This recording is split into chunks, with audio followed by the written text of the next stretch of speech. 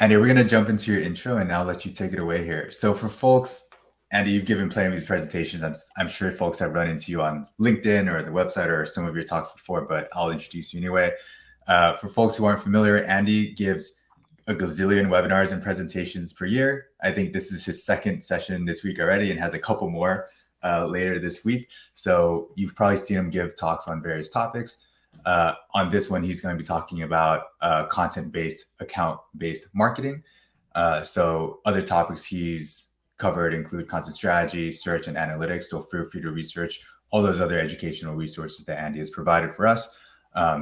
He teaches to not just generate web leads, but also to help people get better results from websites that they already have. So Andy, I'll let you take it away. Thank you, David. I love this topic. I teach a lot of things. I teach a lot of analytics. I teach a lot of SEO, content strategy, lots of topics. But this one is something that I always had a bit of FOMO, account-based marketing, that ABM. What is that? I went to some sessions years ago, decided I always wanted to try it or see how it worked or understand it better. Figured it out, launched a program, tried it, refined it, tried it again, and got to where I have a mini framework that I'm ready to teach and I can show you now. But this is a content-based approach to account-based marketing. So probably different than a lot of what you've heard. If the expectation was set with you that account-based marketing is based on a technology, predictive analytics, flip the funnel, you got to buy ads. This may change your thinking because anyone that can produce content, can potentially create an account-based content program. ABM, maybe we call it ABCM, account-based content marketing. So let's jump in. I'm going to share a screen.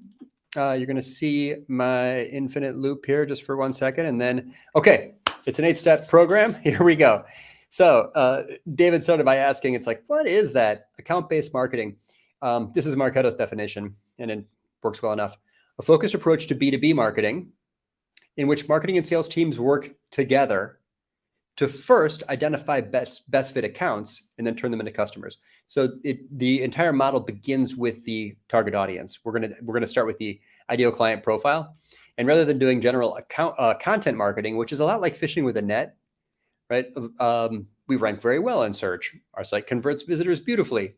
We have a lot of leads that flow through, and our team has to spend time each day disqualifying certain leads to find the good ones because it's like bycatch on a net. Like you're just whoever swims in, you end up having that conversation. Account-based marketing is like a spear. It's like spear fishing. You are really only interacting with people that you have pre-qualified as meeting certain criteria. So account-based marketing or normal content marketing has this inherent inefficiency. This is a screenshot of real-time analytics. I'm looking at people who visit this website. There's 43 on them when I took the screenshot, all over the world. Like what? The Philippines and India and Australia and South Africa and England. This is not our audience. This is not who we sell to. We're basically like a US-based web design company. So why, so executives who don't understand content marketing need to have this explained to them. A normal content strategist has no problem with this. Of course, it's not inefficient. It's just expanded awareness. It doesn't hurt you. But really, account-based is the opposite of this. And it's great for anyone that wants to both improve the relevance of your audience. That's where I started. And then to engage prospects earlier in their process, in their decision-making process. And we do all this by getting good alignment between sales and marketing. There's a lot of silos out there where the marketing team is publishing what they think someone wants, and then the sales team is just, hoping to get a good lead and convert them, and they're not having good day-to-day communication. So ultimately, it's a very efficient approach to marketing. And at the very end, I promise you, I'm going to show you the actual ROI, the return that we get from the investment that we put in. So this is mostly relevant to people that are selling relatively high value stuff and don't need tons and tons of them. We're not doing t-shirts here, right? It's like often for B2B services or for SaaS. And that's, so it's that type of value proposition.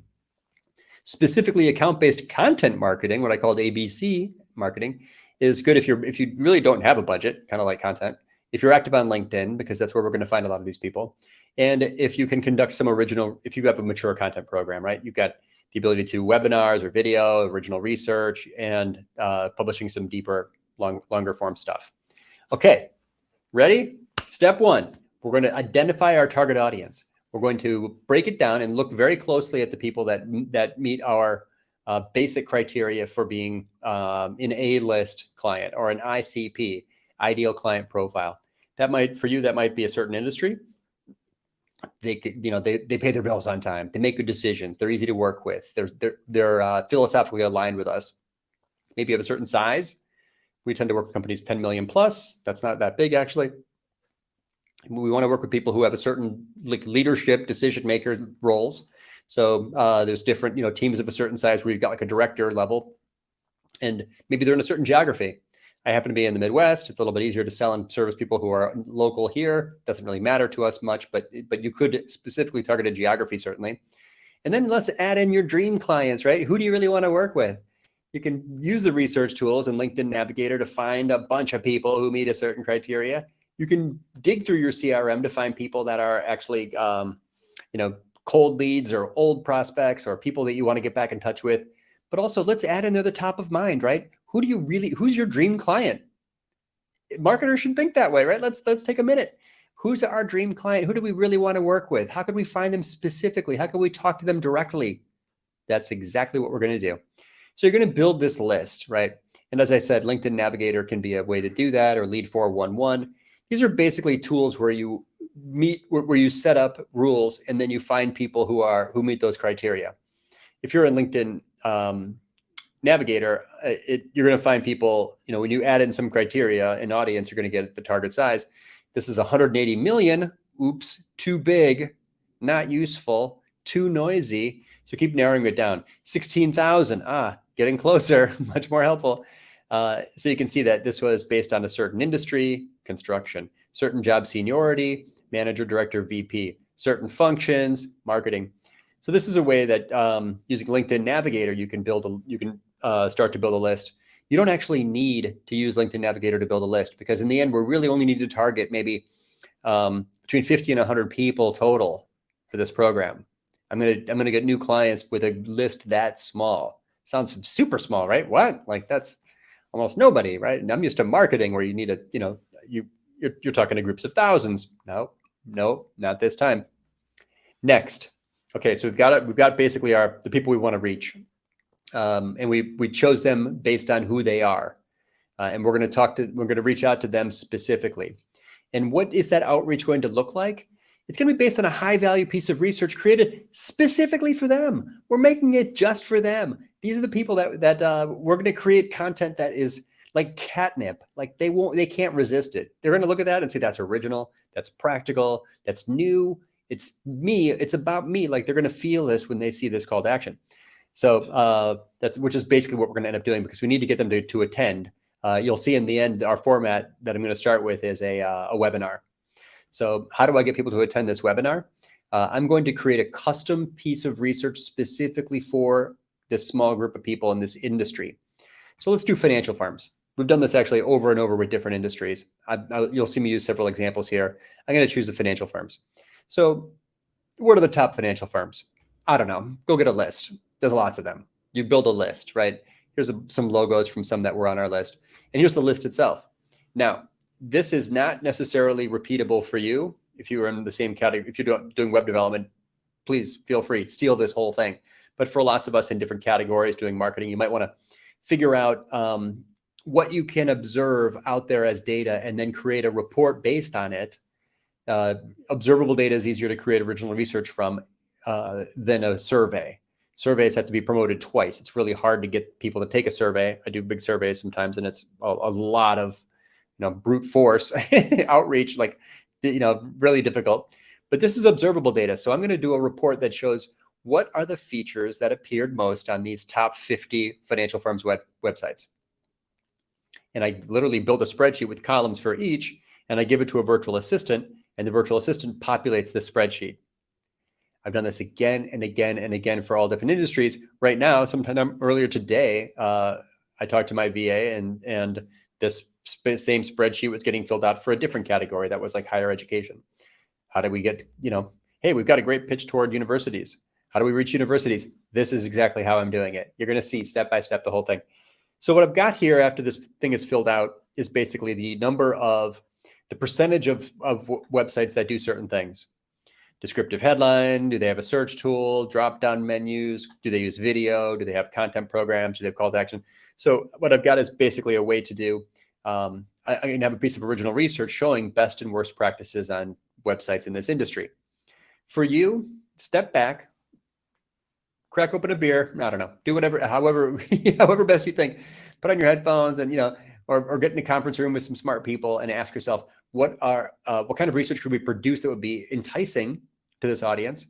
And it might sound something like this. What are the top X companies doing with Y? I'll give you one more example here in a bit where you'll see exactly how we do that. So now I've got a piece of original research that shows this is what the top financial firms are doing on their websites. And when I want to go reach out to people who are marketing directors at financial firms, they'll be like, that sounds interesting. They'll be interested, and a percentage of them will register. The other way to maximize the percentage of people who register is to go big on the promotional asset. In this case, I'm going to make a pitch. I'm going to make a video. If you're serious about promoting something, sharing it is pretty insufficient, right? We should be creating content to promote the content, right? Creating a video to promote the webinar. This is just ask yourself how much better the results would be, and go ahead and measure, with a UTM tracking code, how much better the results are when you make a 1-minute commercial promoting whatever that thing is. If you're serious about promoting something, go ahead and make a 1-minute commercial for it, right? Just record yourself saying it. And the setup is pretty basic, right? That's my desk, exactly where I'm sitting right now. That's the camera I'm talking to right now. I actually got rid of the ring light. I think ring lights are horrible. Who wants to stare at a light? Got another light there. It's the diffused off the wall. Like, it looks way better. I'm thumbs down on ring lights now. I've decided that it's a horrible way to spend my day, is staring at a light. But I've got Camtasia here to capture the video. I've got a regular mic on a boom. There, you can see it. This camera is an upgraded camera. It's an HDMI camera, which connects to the computer through something called a cam link. This is the difference. When you meet people who look amazing in their meetings, it's probably it, right?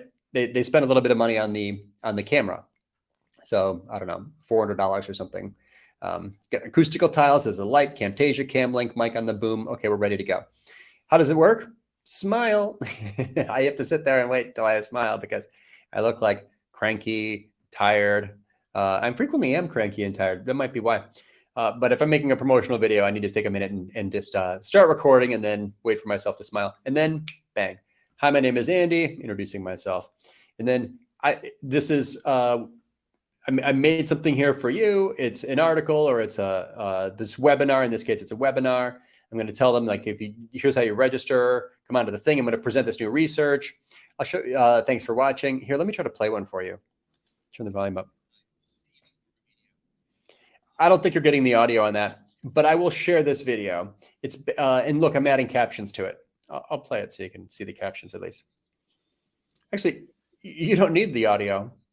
You don't need the audio because you've got the captions. Captions make a big difference, right? You're trying to create a thumb stopper. They're gonna see this in a stream, and they may want to, they may not have the audio on. So having the captions is a key ingredient to high performing social media videos. That's all I'm doing here, making a high performing social media video to invite this tiny group of people to come to this webinar with original research being presented. So here's how Camtasia works. Nothing fancy about it, or use whatever tool you want.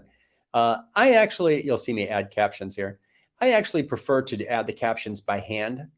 It only takes me 10 minutes, but that way I get a little bit better control, and it looks nice. And I know that there's lots of tools. I'm sure in the chat, people are telling me what tools they can use to transcribe my videos, and those are probably great too. The point is not the tool. This is what David and I started talking about. It's not the tool. It's what you do with it, right? So anyway, promotional video. Next, I'm going to share that. And of course, I add UTM tracking codes, right? Because of course I want to see what the engagement is. And when a visitor comes, I want to see the conversion rate. So of course I go to a campaign builder and I put in the link and I put in the UTM source and medium and name. And then, now I can get perfect attribution on how many people came and registered from that. Actually, guys, I don't care. I realized later, I don't care. It doesn't matter to me. I'm not playing a numbers game. This isn't about quantity. It's about quality. I'm talking to very specific people. I don't need 75 of them. I'm looking for 20. That would be great, right? So the bounce rates and time on page and all that stuff. It's really not what we're doing here, right? This is not normal marketing. This is account-based marketing. This is zero waste marketing. You are making something specifically for someone. Now, if it's a really high value prospect, you could make the video just for them. Hey, David, I made this thing. I thought of you while doing it. I've got some research. Do you want to check this out? It's a free webinar. It's like next Tuesday. Jump in. I'd love to see you. And afterwards we can chat about it. So this is all made much easier if you have built, your reach is going to be farther on LinkedIn if you have not been too restrictive about who you accept invites from. I'm showing this diagram because this is my rule for who to connect with on LinkedIn. I'm happy to connect with all of you here now. If you are interested at all, you can go to LinkedIn. There's a blue follow button. Skip that, go to more and find the connect button. Totally fine. But the point here is those who decide to be very restrictive and only accept LinkedIn invites from people that they've met in person and they've been to the movies together. They used to date. They were married. They've got some kids together. It's like the only people I connect with on LinkedIn are people who have had a relationship with. What? Why would you be like that? Is that, you don't turn down Twitter followers, right? Why would you turn down LinkedIn connections? Oh, because the spam is so horrible. I get a sales message once in a while. So what? Just ignore it. That's, you're going to lose more than you gain by deciding not to connect with it's just, life is easier. If you have a large LinkedIn following, you can actually reach a much larger group of people, more targeted people, just doing the research, right? If I'm looking for marketing directors who work at financial firms, I can find many, many more of them if I have built a network on LinkedIn. So LinkedIn's a content promotion platform, people. We know this, right? So don't treat it like it's a, some secret private network like you're in Slack or something. It's not like that. So I connect with anybody in my industry anywhere in the world. You're a marketer in Sri Lanka? Cool. I connect with anybody in Chicago in any industry at all. You're a chemical engineer, in downtown? Cool. Because I'm trying to be locally relevant and I'm trying to be industry relevant. If you're a chemical engineer in Sri Lanka, I really don't have a good reason to connect with you. I'll just ignore that. But if you're a marketer in Chicago, you're probably getting a message from me saying, hey, glad to connect. Okay. That's my case for being not promiscuous, permissive for having a larger LinkedIn network and from building more connections. It doesn't hurt a bit. You're just going to be fine. LinkedIn spam, it's not a huge problem. It's not any worse than any other channel. And you can always block and mute and turn people off if you want, disconnect. Okay. This is the optional part. This is the money spending part, an out-of-pocket expense, which is very unfamiliar to me because we built this whole business based on a content and inbound marketing program.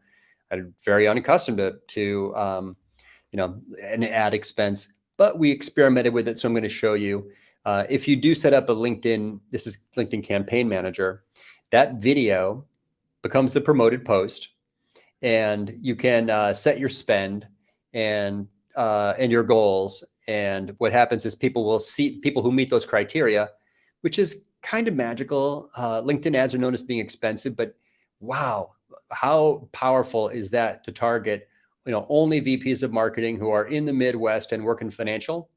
That's gold, right? And I don't, 10 of those people would make this a totally successful program. So in each case we tried this, we put in $1,000 budget. So you can see how this would look in their stream. It's also possible to do actual lead generation in LinkedIn where the person who sees that in their stream can register for the event right in the stream because LinkedIn has all their information. So it's a very low friction conversion if you were to use it for actual lead generation. And I'm going to share something else. There's another way to do this that I'd like for us to keep between us. This is some secret stuff, okay, guys? So let's not tell everybody. I'm only kind of joking because I really do think that this could be easily abused. I'm going to show you how automated LinkedIn outreach is done. I'm not using this as a spammer because I'm sending this only to first degree connections.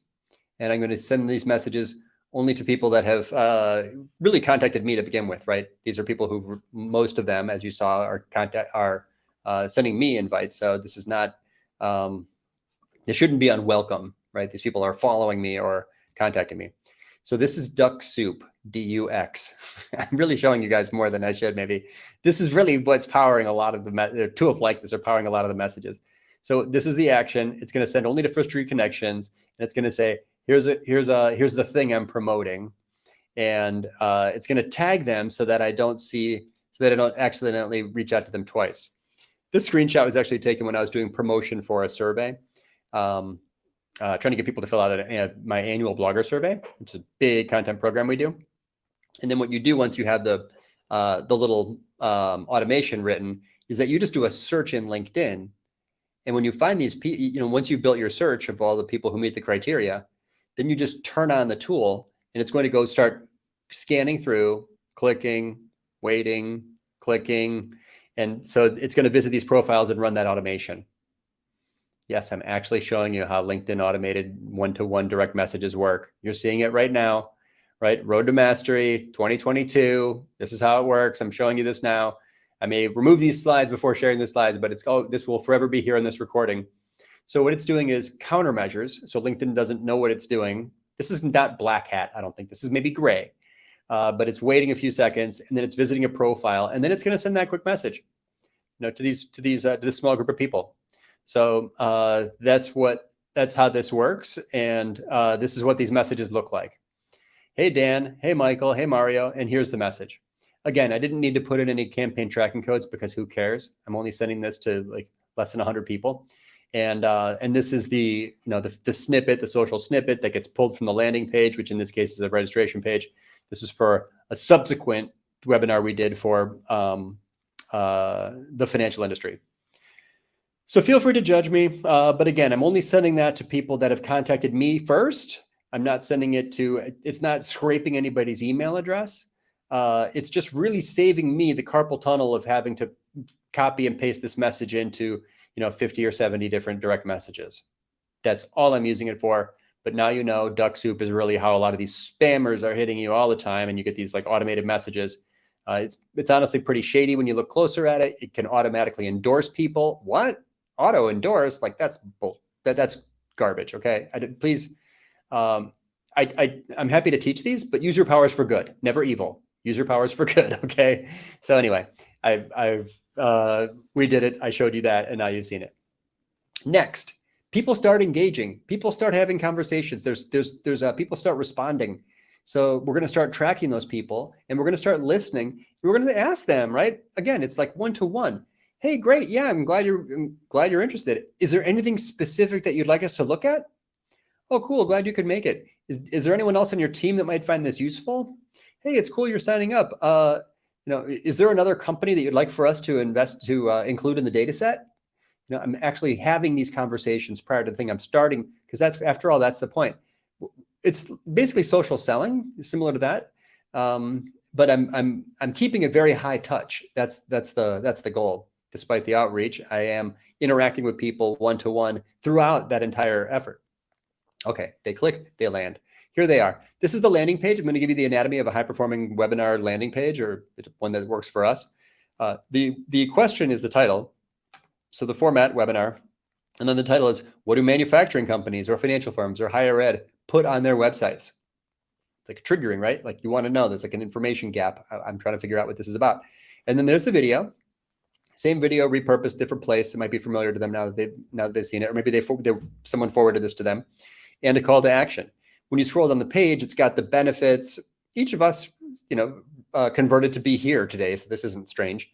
But you can see this is like who it's for, maybe who it's not for, what the outcome is, the benefits, what the topics are, bullet list. It's all highly scannable. It's lots of formatting. Probably I could put like a little testimonial in here if I wanted to build it up a little more. There's another call to action. Okay, so I've got registrants. Literally 25 would be great. Weird, right? If a lot of webinars you do, if you get, less than 100 people, you're set. Not at all, right? It's about quality. It's about the chance to interact. So here comes the webinar. I'm going to show you now the format. These are all the slides, and I'm happy to share videos. These are all recorded. They're still online. Happy to share the videos from these actual webinars. So we start with a little thesis, right? It's like the first 3 minutes, introduce the team. Now there's someone else that's going to help with follow-up. So I want him on there, and he's got his camera on, and he's going to say hello. We're going to highlight the experience of our team. We're going to talk about what we cover. And then I've got a little thesis, right? That's housekeeping. And then the thesis is like, this is what's wrong with these websites, big picture. And then I'm going to kind of give the antidote immediately. I want to lead with a best foot forward, strong message up front, immediate practicality. I'm not going to wait. I'm not building this up. I'm giving them as much as I can all the time. I'm unloading prescriptive value, things they can do right away, like actual, the process itself, like the main takeaways. Why not put them first, right? I'm going to get those first. And then I'm going to start to break down the key points, the data, the examples, another key point, data, examples, fourth, fifth, sixth key points, research, showing the research, how the research aligns with best practices, or how the research, how this industry is lagging behind other industries, right? Just walking through this data. It could be any data, right? It could be any new original research. It could be some survey. It could be some, something that you recorded from many conversations with people in that industry, right? If you just make a note, ask the same question to the next 50 people you talk to, then you'll have eventually like some data points from that, and that could be converted into a webinar, right? And then finally, we're going to close with a little summary, the kind of an aha moment, tie it all together, wrap it up in a bow. And then obviously we need to break it up because this is a long enough thing to put in some joke slides. Kind of joke slides, right? It's like that magician. Who saw Alexander? Was that awesome? So original, so different. Thank you, Carissa and David, for just making this day more interesting that way. I couldn't turn it off. I was like, I'm pretty busy today, but I still sat there like the whole time. I'm like, this guy's awesome. Like he's pulling it up. Okay. That's the point of levity. That's the point of that's the psychology of mental endurance. Give people little breaks. So the final part is the interactive portion. So this is where the magic really happens. The last few minutes of this thing are Q&A, and that's a chance for you to listen directly to your top prospects, to these ideal client profiles, but also for you to maybe to demonstrate expertise in a way that's beyond what they were expecting. So we were doing live critiques. Anyone can submit, pull it up, analyze a page, right? Identify opportunities, give them some value, next. And so when we did that, what happened was it wasn't time for everybody, and other people kind of felt some FOMO, right? I wanted to, well, too bad we couldn't choose everybody, but if you want, I'm going to promise more value in a follow-up. And the follow-up is ridiculous, ridiculously high touch. I can't say this in a normal webinar.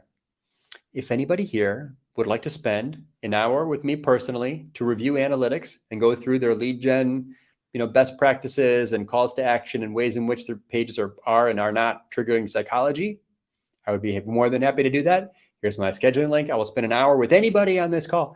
Like, that's insane to offer that level of high touch follow-up. Yeah, but that's the point. 100% of these people are, in fact, our target audience. So I don't care, right? You feel like you're losing your mind, right? At the end of this webinar, when you're like, who here wants to spend an hour together? Like, yeah, because I know everyone here is, a VP of marketing at a $100 million company. I'm definitely going to offer to spend an hour of time with everybody here. And many of them want to because they just saw us back up the truck and unload a lot of best practices and helpful advice. Get it? Okay, so we're also going to make notes again. We've been tracking quite a bit here, taking notes. They're in a CRM. We're looking to see who has had what kind of interactions with us, who asked which questions. And then in the follow-up here, it sounds like this. Instead of it just being, I upload the slides, send the link to the video, everyone gets the same message. It says, thank you, plus the link to the slide in the video. No. Instead, I'm going to make the the event registration page into a post-event landing page. I'm going to send personal one-to-one emails with each of these people based on their level of engagement, referencing things that they might have said before or during the webinar. Then I'm going to turn this whole deck into a PDF guide and make that available to them. Or better yet, send them a book. I can't reach it. We wrote a book about, it just came out last week, actually. We wrote the 6th edition of Content Chemistry is now out. I think I've got a picture of the old version here. But that follow-up, it's like, I don't know, $30 book face value, or it's something like we have printing cost, it's like $8 or something. Yeah, you can't offer to send a book to everybody who attends every webinar, but this one you can, because they're all targeted. We're spearfishing people. And then there's the offer to consult that I mentioned. So here's how it's tracked. This is Shine, who I work with, client success manager, who's doing some of the follow-up. He's tracking all this stuff inside LinkedIn Sales Navigator. Here's the webinar landing page flipped now into the post-event version of itself, where the video is now replaced by the actual video of the webinar. And the call to action is to download the guide. It's not even gated. I'm not worried about gathering email addresses from this. It's really just promoted to the attendees. To David's point earlier, like if I were trying to really blow it up, I would use maybe some more technology. If you've got marketing automation, it's an obvious place to use it. I've got a fancy chat bot, it's an obvious place to use it, right? You're thinking probably what I am. There's 3 or 4 other things we could do to make this page higher converting, or, use some landing page best practices, which many of you I'm sure are very familiar with. And here's that printed piece. It goes the post office, right? It's the forgotten inbox. This is actually the earlier version. So you're going to appear, and by the way, something about post office, mail, USPS, licking stamps. I guess we don't lick stamps anymore. They're self-adhesive, but I'm Gen X, so I remember when stamps were something you licked. I often get like, Andy, how do you stand out? How do you rise above the noise? How do you differentiate? Hey guys, quick spoiler alert. If you want to be different from 99% of people, just do what they don't do. Do what only 1% of people do, and that's send a handwritten thank you note. Try it. You'll be different, right? I wonder, maybe by show, just put in the comments, like, when's the last time you wrote a handwritten thank you note? Hopefully it's frequently. I keep envelopes, and they're right there. So, website goes live. Thank you, client. And this book goes out to a lot of people. I've got a stack of them there with the envelopes. So these, I have very low threshold before sending a book to somebody. Okay, so now you can imagine how the way that we found them, the content we deliver to them, the follow-up we offered them, they might not need us now, and that's fine, right? I'm reaching them earlier in their process, but they're going to be, my whole goal is to be top of mind the day they do need us, and for them to remember, oh yeah, that guy from Orbit explained all this stuff that I never thought of. It goes way beyond, like they clearly have a lot of insights into this approach. I'm going to include them in my RFP or whatever you're trying to get into the mix, right? You're trying to be top of mind. And you've done it in a way that is 10 times the value and that they would have expected to get, or that they would have been exposed to from a normal buyer journey for content marketing. What's that look like? Oh, well, we got a search optimized blog post that people land on. Maybe there's 1% of people download a guide. I'm going to just point out right now, that is not a very thorough user experience. That is not a detailed, high-touch interaction between your brand and that prospect, right? You need a lot of numbers for that. This program, you don't need any social followers. You don't need any email list, and you don't need to rank for a thing. I'm telling you how to start. If you were a brand new startup born yesterday, you could run this program right now, because it's not contingent on any of those things, right? You need to produce original research. You need to have a LinkedIn following. You need to be able to create a webinar, but these are not things that you have to wait for the flywheel to get going, right? This is year 15 for me doing content marketing. Yes, we'll have more than 1 million visitors this year, but I'm teaching this to you because you can use this long before you have this big, fancy, mature content program with thousands of subscribers. You don't need any of that. You don't need that stuff. It's like influencer marketing. This is one of the few shortcuts, very few shortcuts in digital. This is one where it's not really contingent on very much, right? They don't, as soon as they see the headline, they subscribe, they sign up to get the content, not because, you're some famous brand in your category. You don't have to be at all. Okay. Now we're going to extend the program. I'm kind of fired up there about that, that point. It's rare for me to be able to say that. This is not something that, this is, I taught a session this morning for the American Marketing Association, and I laid out a content strategy, and I pointed out that, this is maybe about a year before you'll start to see consistent performance and steady stream of leads. This one, you don't need a year, right? We saw the results within a few months, and so the conversations kept going within days. Okay, so now I'm going to extend the program. This is influencer marketing. Jessica Best is a fantastic email marketer with 1 million great tips and lots of research. So we've worked with her before, and she's an old friend. So we invited Jessica to teach email marketing to these financial firms. Admittedly, this is kind of a less targeted thing because she's getting the spotlight as the visible expert. It's another way to say what a lot of us are doing here in content marketing is to be, and certainly account-based marketing here is to be the visible expert. So Jessica, in this case, is the visible expert. So she ends up enjoying some of the spotlight that we would have had if we'd been totally focused on ourselves. But we're trying to be just a good resource and a useful, a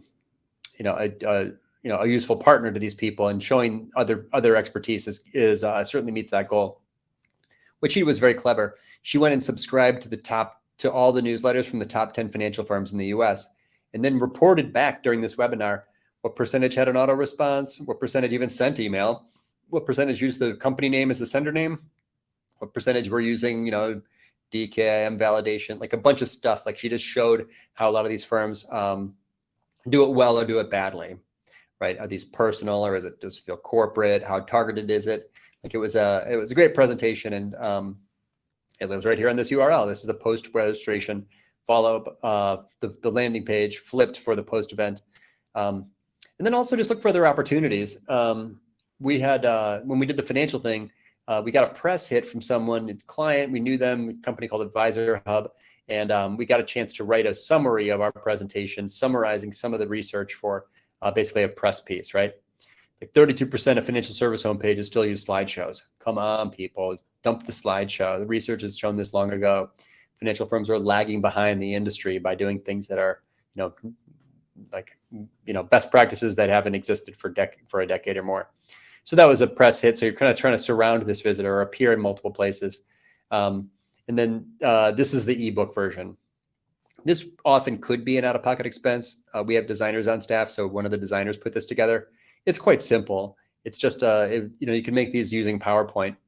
It's a different aspect ratio, but it's just formatted such that it hits all the high notes, and that becomes something that you could include in the landing page. So this is an ebook, right? Actually, it's not an ebook, and I think that the age of ebooks is over. They're called guides. This is one data point, but it's interesting. LinkedIn Marketing Solutions run tests all the time, and they tried to see the click-through. They're checking click-through rates on different calls to action, and one of them was called ebook. One of them was called guide. The guide had twice the click-through rate, which makes sense, right? Ebook kind of sounds like homework. Sounds like a very long form thing. Guide sounds practical. Guide sounds helpful. A guide sounds like a person who holds your hand. Ebook sounds like homework. It sounds dense. Sounds like work. So consider changing your, calling it every time you wanted to call something an ebook, consider calling it a guide. There's actually a little bit of data on that. So I could update this because we've extended the program far farther than this, but for B2B tech, webinar, financial services, webinar, PDF guide, and a trade pub article. Architects, we did a webinar, manufacturing webinar. So you can see we've started to go farther into these, and we're expanding them by going deeper into each. We're expanding them by going across into different verticals. I mentioned higher ed is another one that we've targeted. We did food and ingredient manufacturers, which is fun because those sites are way behind. But this is how we've gotten in front of a lot of very, very targeted audiences. And by the way, when this thing's done, it's content, right? Ads are temporary, content's forever. It's content, so it's still around. It doesn't go anywhere. That post-event landing page is still there. So now when next time someone contacts you or you connect with someone online and you see that they're in that category, boom, send them the link to the thing, right? Hey, this person sent me an invite. Nice to meet you. My response, hey, you might find this interesting. We looked at the websites of 100 construction companies to see how well they align with best practices. Here are the data and recommendations are all in this video. Enjoy. Thanks for sending. I'll check it out. See how this becomes an asset that you can continue to use forever after to build quick credibility with people who are otherwise unaware of your amazing research or insights or best practices or your face even, right? This is a way to get people to be that visible expert, to be more, to become a trusted resource, to reach people earlier in their process. Okay, as promised, I'm going to break it down. I'm going to show you how much we put into these and what the returns are how the return comes out the back. I'm going to show you an example of the cost of running one cycle of this program. one of the ones that was slightly more successful. So there's been, so this will look good. Not all of them have been quite this successful, but this will give you some sense for at least how to track. So the virtual assistant is going to spend about 4 hours on each of those research projects. Identifying prospects, that's also about 4 hours of work, as is the planning for the presentation and the prep. So when the research comes back, turn that into a webinar. There's a lot of recycling of other pieces, but putting this together in a way that makes it feel cohesive so that the visitor ends up, the viewer finishes it with that feeling of having gotten a lot of utility. The logistics and webinar and promotion. So there's a lot of, the promotion work, the outreach work, even with that tiny robot, you're still interacting a lot. You're spending a lot of time in direct messages with people on LinkedIn, just having conversations about it. You're also, this time would include the influencer if you're collaborating with an influencer to create a second version of a webinar for that same audience. And that's, so you're kind of going back and forth and working together to make sure you get registrants and tracking how it works. Then the day of presentation, even though it's about a 1 hour thing, you've got the time, you got more than one person on there. I'm giving you total time here. So there's 3 people on there for 1 hour plus the before and after. That's about 4 hours. And the follow-up, the biggest item of all, right? Some of these people took us up on the consulting. Some of these people, starting the conversation, tracking, making sure that everything's recorded to the CRM. 30 hours. I think that's realistic. I don't think I can get that down much farther. The first time you do this, you might need to budget maybe twice that. If the ideation around the research takes a lot of time, then that's going to, of course, affect these numbers dramatically. Here's the R for that investment, the return for the investment in my ROI calculation. So one-to-one conversations, 20, a lot. Qualified leads, 8 that we know of. These are people who responded and who wanted to have conversations with us, led to 4 proposals and 2 new projects. We do a lot of 50 and 80 and 100K websites. So those 2 projects were actually $169,000 from 30 hours of marketing, $170,000 of closed sales revenue, right? The pipeline revenue was higher than that because there were more proposals, but this was the actual amount of work generated from one of those. Some of them we've done, I'll be honest, some of these have not returned any investment yet. We haven't seen any of those convert into leads, but we're just continuing, and it gets easier because the registrants from the last one are now part of your list for the next one. We're continuing to publish more and more for these, creating more custom research or collaborating with influencers who can share their best practices, inviting some of those same people back. Some of those people come back and bring different people with them, which is interesting. And it's just become part of our cadence, part of our routine. This is a bar chart that shows everything I've ever published in my career. Presentations are not here, but every article and video are here. And you can see how I kind of dabbled at content marketing for the first few years. My next era, I was obsessive guest blogger. In the early days of a content program, probably most of the content should be written for other websites. You can see the era of guest blogging. And then how video starts to creep in, COVID era, double down on video. But see these ABM webinars? I'm never going to stop doing that. Why would I? It's some of the most fun I've had. If the goal of content is to start, and the goal of marketing is to start conversations, I'm just doing it backwards. I'm starting with the person that I want to have the conversation with. It's not really social selling because I'm not leading with a sales pitch. I'm leading with a content pitch, right? I'm offering them value first. A lot of these people have registered and then not engaged with us at all. That's fine. I'm not expecting them to necessarily, do a call with me, but I have there are decision makers and leaders in that industry who have given us their attention because we made something for them that was just so valuable. So that's a permanent addition to the mix. Cool. So we've got time for Q&A, but before we do, David, I want to show one other thing. There's just a very simple slide with the idea that these are some thoughts about making money. This is, we're not marketing for fun here. We're trying to create demand, and it's all way too much work. It's lots of fun, and I love content marketing. I think of content marketing as a test of generosity. The brand or the person who gives away the most helpful, useful advice is the one that gets back the most attention and love and demand and goodwill. But after all, we exist in a capitalist world here. I am a total capitalist myself. I'm a tree hugger environmentalist, but also a capitalist who needs everything to work, right? People, profit, planet. So these are some thoughts about making money as a business. maybe a service provider, but this could apply to all kinds of things, especially relevant to the project-based company like ours. So the amount of money that a company makes per partner, I have 2 partners here, is basically equal to the prices you charge, which is the amount of money per project, and the efficiencies that you have found and your processes that lead to consistent quality and efficiencies, which is the number of projects that you can do per team member, right? That's efficiency, is to deliver consistent quality by having a ratio of people to work. That's utilization, right? We're talking about utilization here. And then that's multiplied by the scale, right? The number of people that you have per partner. Now, just to prove to you that this is in fact the 3 levers through which companies become more profitable, price, efficiency, and scale, I'm going to cancel the numerators and denominators. So take out the projects, take out the people. You can see that's how it makes sense, right? That's the number, that's the amount of money that a company makes per shareholder. In other words, profit. So profit is a function of price, efficiency, and scale. These are very difficult levers to move in a lot of categories. If you're in a competitive set like I am, there's not tons of room to move up on price, and efficiencies are hard to find. It's a custom work. And scale, yeah, you can grow, but that's adding risk as well. But how do you hold the line on price and nudge that up when possible? How do you become more efficient? Account-based marketing. It both reaches people who are price qualified in advance, so you're going to be less likely to be tempted to bring down your prices. You should be able to find people who have greater budgets. And efficiency, we didn't waste any marketing at all. All the time that we spent 100% of the audience for this content were people who were basically qualified as prospects in advance.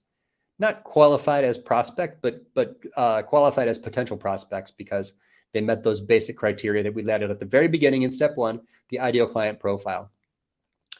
Whew, that was fun. I hope this last slide makes sense. I'm not an MBA, but this is my best understanding of it. And I know a few other ways to become a more profitable business, which after all is how we all create job security. You might not be an owner, but you still need job security, right?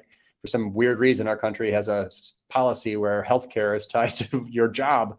So, think about that. And, when you want to make sure that you've created stability for your business. So that said, I've got, there's the book. The book version 6 is out. As I mentioned, it's on Amazon or wherever.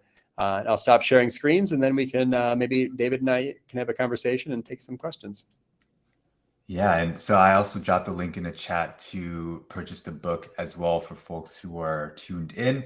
And one thing I also want to call out is for folks who are in or around the Chicago area, Andy's going to be hosting Content Jam in a couple of weeks. So go to contentjam.com to check that out. I think you have a couple seats available left for the session. So for anyone who wants to learn more from Andy, definitely check that out. Yeah, Joanna Weeb will be here. And it's her birthday. I'm excited. Awesome. Yeah. That'll be fun. Yeah. So we had a couple questions. You shared, thank you so much for sharing that thorough process. There was so many actionable things. I was taking screenshots and taking notes about what we need to do for ourselves. It seems like you have a system built out now. What does that team or system look like for you to run that playbook, or are you pretty involved in the process yourself? We really have gotten very efficient with our marketing to the extent that we don't really have to do tons of planning anymore. We just sort of, it's like a program. So I'm in meetings with Amanda once a week. She's our marketing director. And, she knows that it's our goal to do a minimum of 4 of these per year. So when one comes up, it's time. All we do is pick the industry. What industry should we target? Same industry, different industry. The last one, it's like, okay, let's do higher ed. Okay, take the spreadsheet, copy it, look at the columns, make sure that we're tracking the things in the columns. So for higher ed, we wanted to see a lot of them have donate buttons, they're schools, small private schools. So I added that to the spreadsheet. So I'm looking closely at some of the websites to see what they have things in common that I could report on and make an interesting webinar. And then that's it. Amanda delivers it to the VA. The VA looks at 100, builds the list themselves and looks at 100 university websites. In this case, I'll be getting that back on Monday.